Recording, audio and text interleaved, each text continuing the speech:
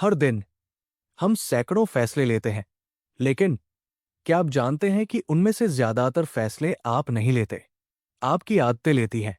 एक छोटी सी आदत आपको सफलता की ऊंचाइयों तक पहुंचा सकती है, और वही आदत आपको असफलता की गहराइयों में भी धकेल सकती है। सवाल यह नहीं है कि आपके पास टैलेंट कितना है, सवाल यह है कि आपकी आदतें कैसी है। स्वागत है आपका द बुक रीडर्स हब में, जहां हम किताबों की ताकत से जिंदगी बदलना सीखते हैं। आज हम जानेंगे उस किताब का राज जिसने दुनिया को सिखाया कि अगर आप अपनी आदत बदल लें तो आप अपनी किस्मत बदल सकते हैं। यह है the power of habit, part 1, the habits of individuals. Raj हर सुबह अलार्म बजते ही स्नूज बटन दबा देता था। वो सोचता था कि वो आलसी है, उसकी किस्मत ही ऐसी है। लेकिन असल में उसे ये पता ही नहीं था कि उसकी जिंदगी को कोई और चला रहा है, उसकी आदतें। एक दिन ऑफिस में बॉस ने उसे समझाया कि अगर वो समय पर काम पूरा नहीं करेगा तो प्रमोशन मुश्किल है। राज परेशान हो गया। उसी शाम वो एक किताब पढ़ रहा था जिसमें बताया गया था कि हर आदत के पीछे एक हैबिट लूप काम करता है। संकेत, क्यू, दिनचर्या, रूटीन और इनाम, रिवॉर्ड। राज ने सोचना शुरू किया।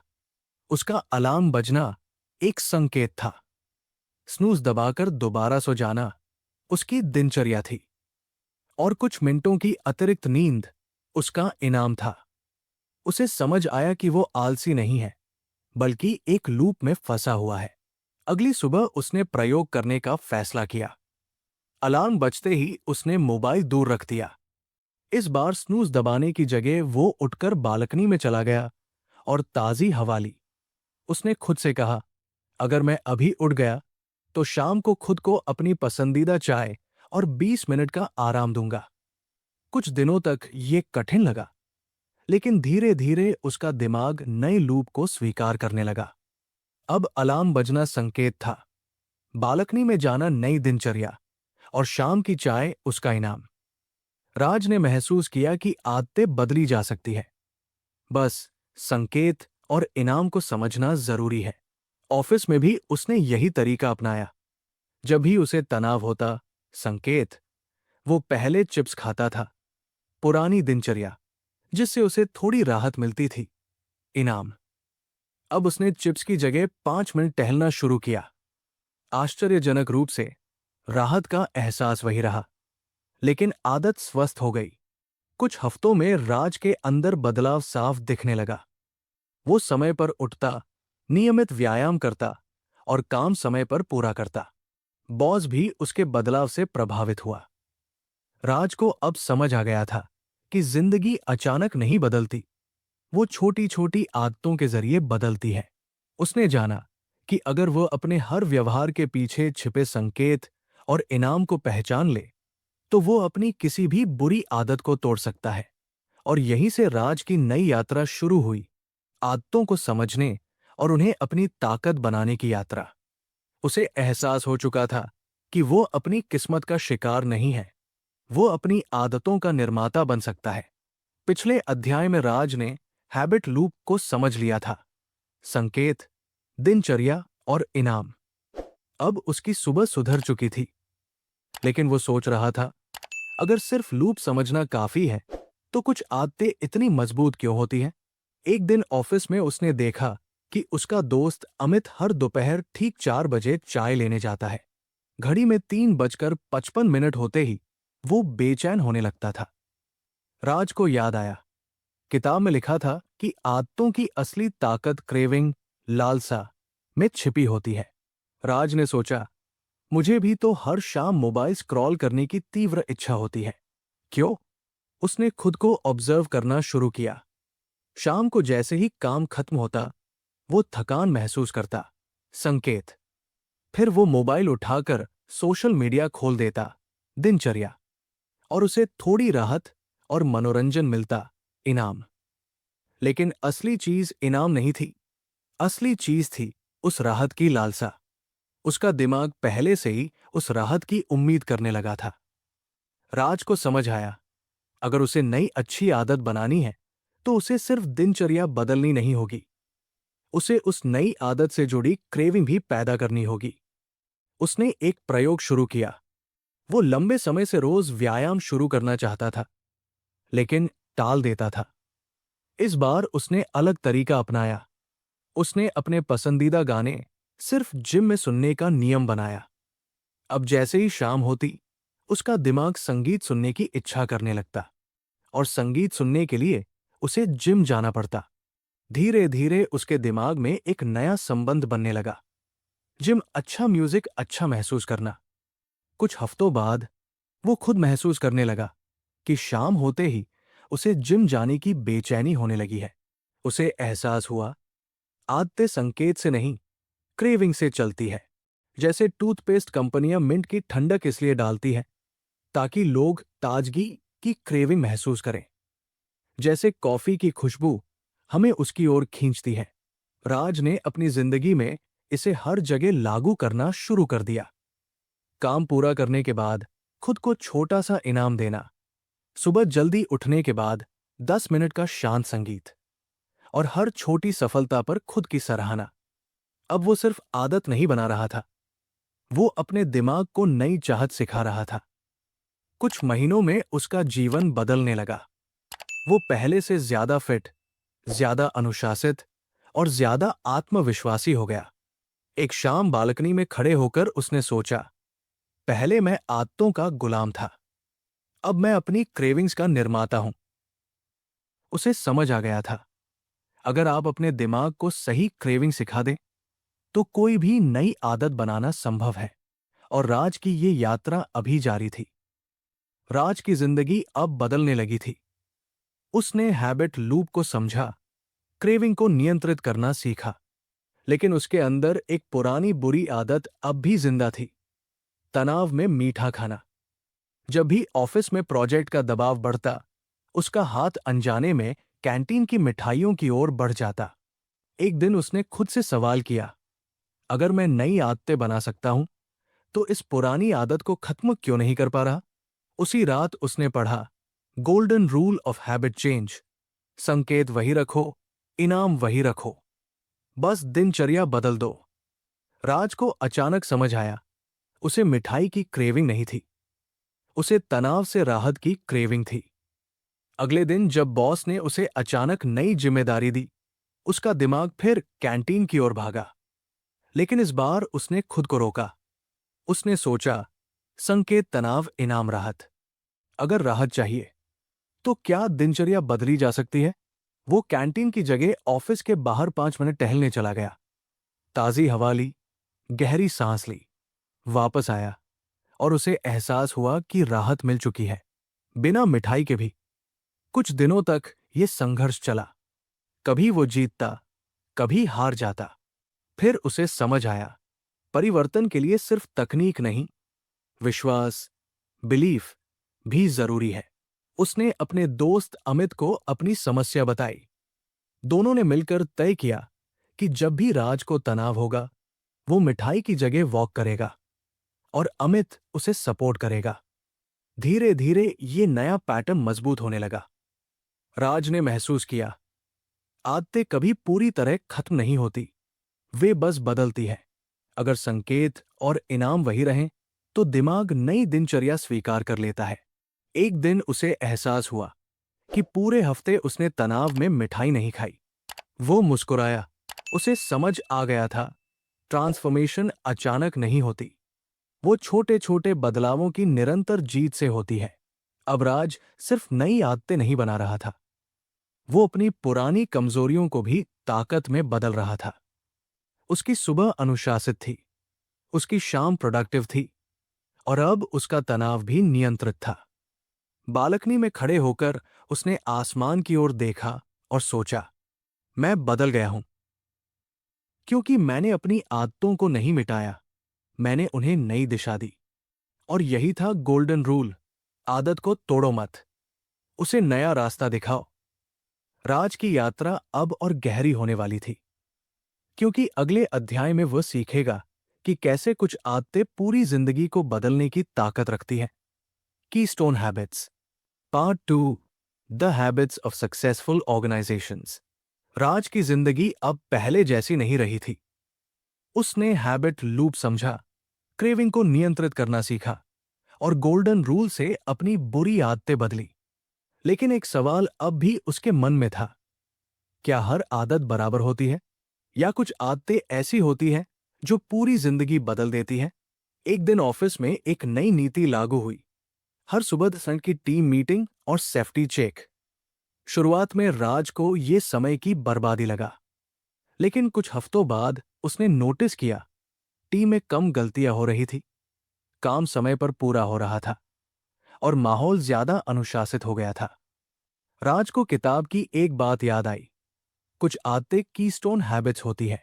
ये वो आदतें हैं जो एक डोमिनो की तरह काम करती है। एक छोटी सी बदलाव और कई दूसरी चीजें खुद ब खुद बदलने लगती है। राज ने अपनी जिंदगी में सोचना शुरू किया, उसकी कीस्टोन हैबिट क्या हो सकती है।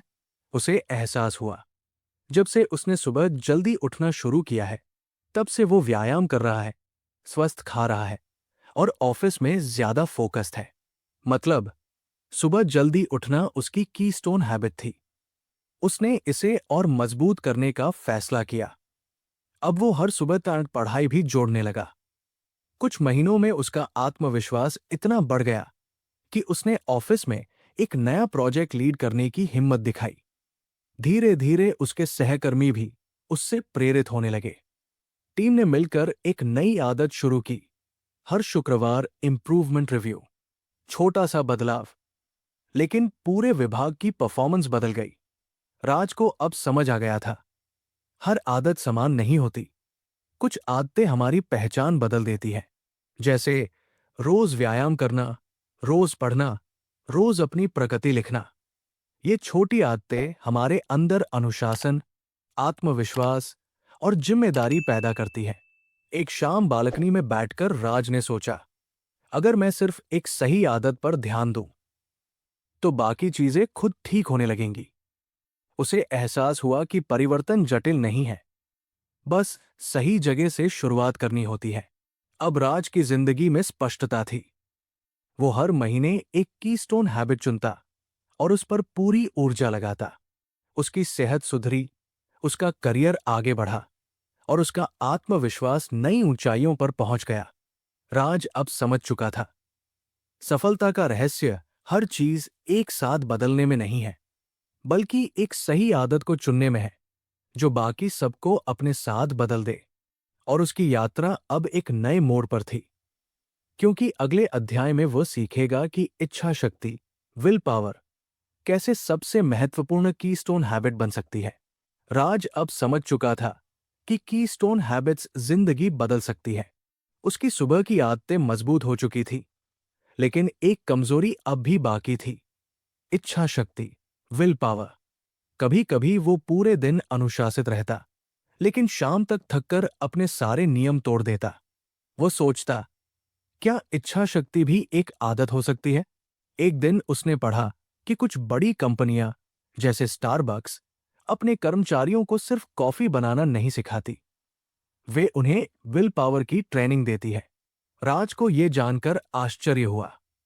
वो समझ गया, इच्छा शक्ति कोई जन्मजात गुण नहीं है, ये भी एक मांसपेशी की तरह है जिसे ट्रेन किया जा सकता है। उसने अपनी जिंदगी में इसे आजमाने का फैसला किया। पहला कदम, उसने प्लान फॉर फेलियर बनाना शुरू किया। उसे पता था कि ऑफिस में कभी कभी अचानक तनाव बढ़ जाता है। पहले वो ऐसे समय में घबरा जाता था या गुस्सा हो जाता था।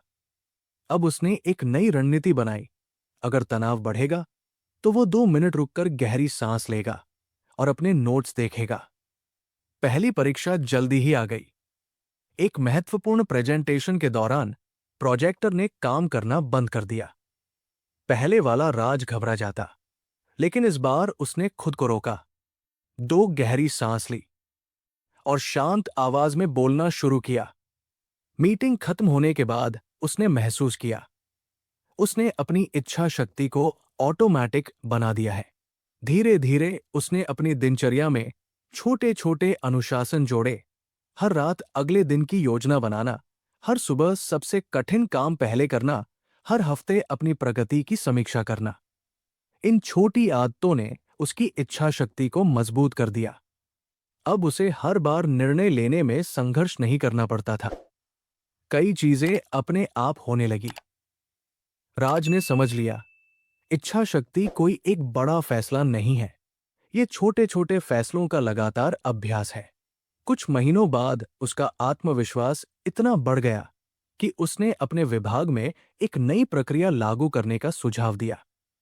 पहले वो ऐसी जिम्मेदारी से डरता था, अब वो आगे बढ़कर नेतृत्व कर रहा था। एक शाम बालकनी में खड़े होकर उसने सोचा, पहले मैं हालात के हिसाब से बदलता था, अब मैं हालात को अपने हिसाब से बदल रहा हूं। उसे एहसास हुआ कि सफलता अचानक नहीं मिलती, वो रोज की अनुशासित आदतों से बनती है। अब राज सिर्फ अपनी जिंदगी नहीं बदल रहा था, वो दूसरों के लिए भी प्रेरणा बन चुका था। और उसकी यात्रा अभी जारी थी, क्योंकि अगले अध्याय में वो सीखेगा कि कैसे संकट के समय में आदतें हमें बचा सकती हैं और कैसे संगठन भी आदतों से बदलते हैं। राज अब पहले जैसा कर्मचारी नहीं रहा था। उसने आदतों को समझा, क्रेविंग्स को बदला, कीस्टोन हैबिट्स को अपनाया और अपनी इच्छा शक्ति को मजबूत किया। लेकिन जिंदगी हमेशा आसान नहीं रहती। एक दिन ऑफिस में बड़ा संकट आ गया। कंपनी का सबसे महत्वपूर्ण प्रोजेक्ट अचानक फेल हो गया। क्लाइंट नाराज था, टीम घबराई हुई थी, पूरा विभाग तनाव में था। राज के अंदर भी डर था, अगर ये प्रोजेक्ट हाथ से गया तो हमारी मेहनत बेकार हो जाएगी। पहले वाला राज शायद घबरा जाता, लेकिन अब उसने खुद से कहा, संकट ही असली परीक्षा है। उसे याद आया कि बड़े नेता अक्सर संकट के समय नई आदतें बनाते हैं, क्योंकि संकट लोगों को बदलाव स्वीकार करने पर मजबूर कर देता है। राज ने अपनी टीम को इकट्ठा किया। उसने घबराहट की जगह स्पष्टता चुनी। उसने कहा, हम गलती ढूंढने में समय बर्बाद नहीं करेंगे। हम हर सुबह 15 मिनट की समस्या समाधान मीटिंग करेंगे। हर कोई खुलकर बोलेगा और हर दिन एक छोटा सुधार लागू करेंगे। शुरुआत में टीम चुप थी, लेकिन अगले दिन से नई दिनचर्या शुरू हुई। हर सुबह समस्या की पहचान, समाधान का सुझाव, दिन के अंत में समीक्षा। धीरे धीरे टीम में आत्मविश्वास लौटने लगा। संकट ने उन्हें तोड़ा नहीं, उसने उन्हें अनुशासित बना दिया। कुछ हफ्तों में प्रोजेक्ट पटरी पर लौट आया। क्लाइंट संतुष्ट हुआ। लेकिन सबसे बड़ा बदलाव क्या था? टीम की नई आदतें। अब वे सिर्फ संकट में नहीं, हर प्रोजेक्ट में वही सुबह की समीक्षा करने लगे। राज ने महसूस किया, संकट एक अवसर होता है। जब सब कुछ सामान्य होता है तो लोग बदलाव से बचते हैं, लेकिन जब हालात बिगड़ते हैं तो वही समय होता है नई आदतें डिजाइन करने का। उसने ये भी समझा कि एक सच्चा नेता वही है जो घबराहट को दिशा में बदल दे। एक शाम बालकनी में खड़े होकर राज ने सोचा, अगर वो संकट नहीं आता तो शायद हम कभी नहीं बदलते।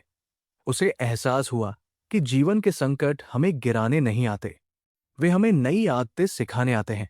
अब राज सिर्फ अपनी जिंदगी का नहीं, अपनी टीम का भी मार्गदर्शक बन चुका था। वो जान चुका था, परिवर्तन कभी कभी दुर्घटना से शुरू होता है, लेकिन सच्चा नेता उसे डिजाइन में बदल देता है। और उसकी यात्रा अभी जारी थी, क्योंकि अगले अध्याय में राज सीखेगा कि कैसे समाज और आंदोलन भी आदतों के जरिए बदलते हैं और कैसे छोटे सामाजिक बदलाव बड़े क्रांति का रूप लेते हैं। राज की यात्रा अब व्यक्तिगत आदतों से आगे बढ़ चुकी थी। वो समझ चुका था कि आदतें व्यक्ति, टीम और संगठन सभी को बदल सकती है। लेकिन एक दिन उसके साथ कुछ अजीब हुआ। वो ऑनलाइन एक वेबसाइट देख रहा था और अचानक उसे ऐसे प्रोडक्ट्स के विज्ञापन दिखने लगे जिनके बारे में उसने बस सोचा ही था। राज चौंक गया, इन्हें कैसे पता कि मुझे क्या चाहिए? उसी रात उसने किताब का अगला अध्याय पढ़ा, जिसमें बताया गया था कि बड़ी कंपनियां जैसे टारगेट ग्राहकों की खरीदारी की आदतों का विश्लेषण करके भविष्यवाणी कर लेती है कि वे आगे क्या खरीदेंगे। राज को समझ आया, कंपनियां हमारे संकेत, क्यू, दिनचर्या, रूटीन और इनाम, रिवॉर्ड को ट्रैक करती है। अगर कोई व्यक्ति अचानक बिना खुशबू वाले लोशन और विटामिन खरीदने लगे, तो एल्गोरिदम अनुमान लगा सकता है कि वो गर्भवती हो सकती है। राज हैरान रह गया। उसे एहसास हुआ, आदतें सिर्फ हमारे दिमाग में नहीं, डेटा में भी दर्ज होती है। अगले दिन ऑफिस में उसने अपनी टीम से चर्चा की। अगर कंपनियां ग्राहकों की आदतों को समझ सकती हैं, तो क्या हम अपने ग्राहकों को बेहतर अनुभव देने के लिए ये ज्ञान इस्तेमाल कर सकते हैं? टीम ने मिलकर ग्राहक व्यवहार का विश्लेषण शुरू किया। उन्होंने पाया कि ज्यादातर शिकायतें शाम के समय आती हैं, जब ग्राहक थके होते हैं। राज ने नई रणनीति बनाई। शाम के समय सपोर्ट टीम ज्यादा सक्रिय रहेगी और जवाबों में सहानुभूति और सरल भाषा का प्रयोग होगा। कुछ ही हफ्तों में ग्राहक संतुष्टि बढ़ गई। लेकिन इस अध्याय ने राज को एक और गहरी बात सिखाई। कंपनियां हमारी आदतों को प्रभावित भी कर सकती हैं। वे हमारे संकेत बदलती हैं। स्टोर की खुशबू, म्यूजिक, ऑफर, डिस्काउंट, सब कुछ इस तरह डिजाइन किया जाता है कि हमारी क्रेविंग जागे। राज ने सोचा, अगर मैं सावधान नहीं रहूंगा, तो मेरी आदतें कोई और डिजाइन कर देगा। अब वो और जागरूक हो गया। वो सोच समझकर खरीदारी करता, अनावश्यक नोटिफिकेशन बंद कर दिए और अपने डिजिटल समय पर नियंत्रण रखा।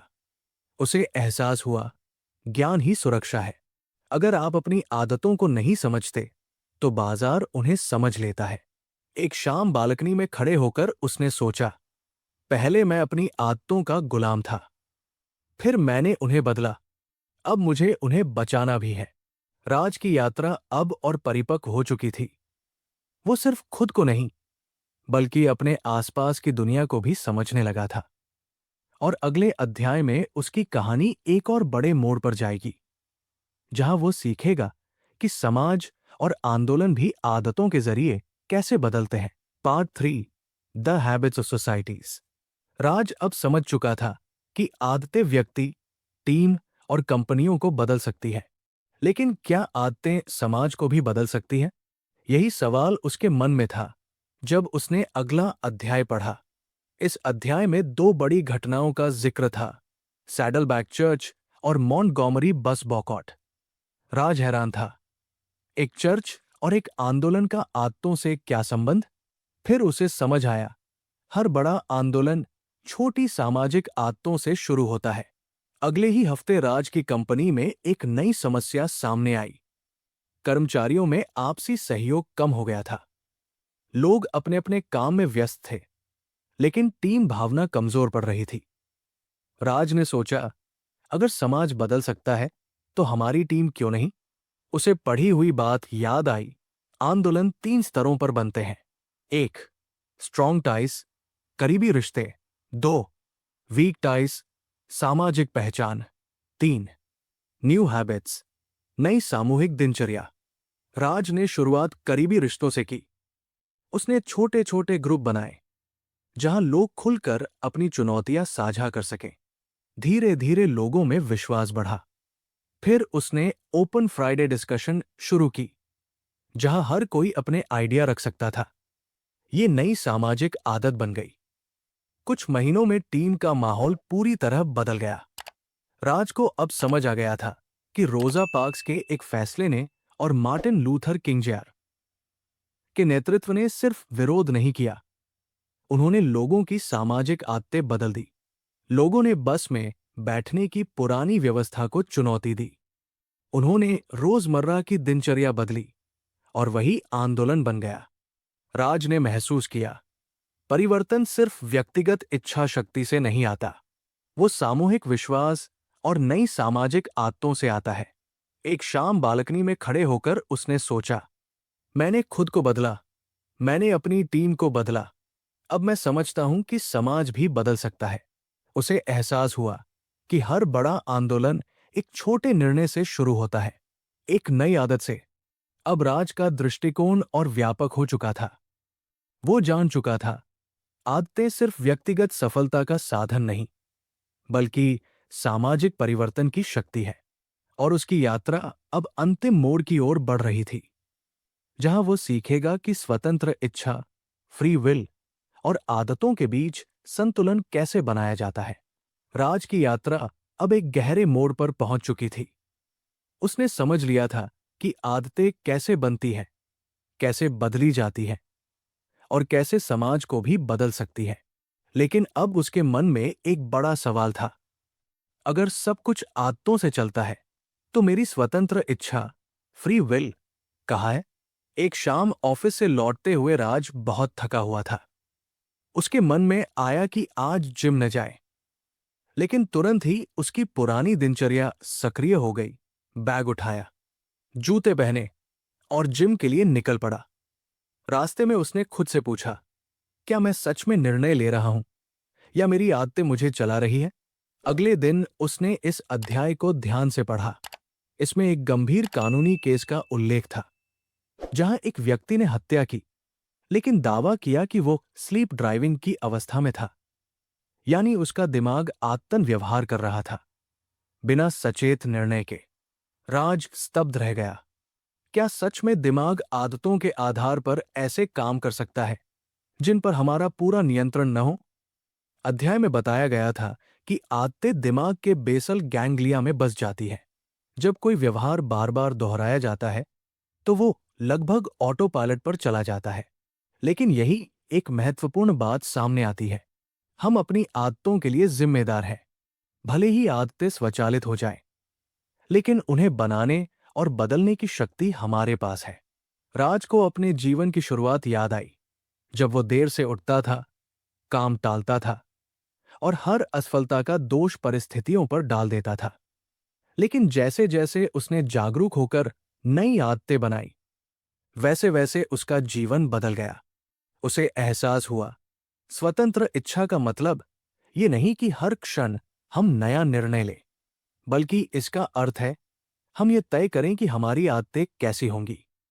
उस रात राज ने अपनी डायरी में लिखा, मेरी आदतें मेरा भविष्य लिखती है और उन्हें चुनना मेरी जिम्मेदारी है। अब उसे समझ में आया कि इच्छा शक्ति एक मांसपेशी की तरह है, उसे मजबूत करना पड़ता है। अगर हम अपनी आदतों को सही दिशा दें तो हमारा दिमाग उसी दिशा में स्वतः कार्य करने लगेगा। राज मुस्कुराया। अब उसे डर नहीं था कि आदतें उसे नियंत्रित कर रही है, क्योंकि वह जान चुका था वो अपने चुनावों के लिए जिम्मेदार है। उसने महसूस किया कि सच्ची स्वतंत्रता ये नहीं कि हम बिना सोच के जिए, बल्कि ये है कि हम अपनी आदतों को सचेत रूप से गढ़ें। बालकनी में खड़े होकर उसने आसमान की ओर देखा। उसकी यात्रा पूरी हो चुकी थी। अब वो सिर्फ आदतों का शिकार नहीं था, वो उनका निर्माता था। और यही थी उसकी असली free will. Thanks for watching. अगर ये वीडियो आपके लिए हेल्पफुल रही हो तो चैनल को लाइक करें और सब्सक्राइब कर लें। बेल आइकन जरूर दबाएं ताकि आप कोई भी नई वीडियो मिस न करें। हम आपके लिए नई बुक समरीज लेकर आते हैं। Thank you for being a part of this learning family. See you in the next chapter. Keep reading, keep growing.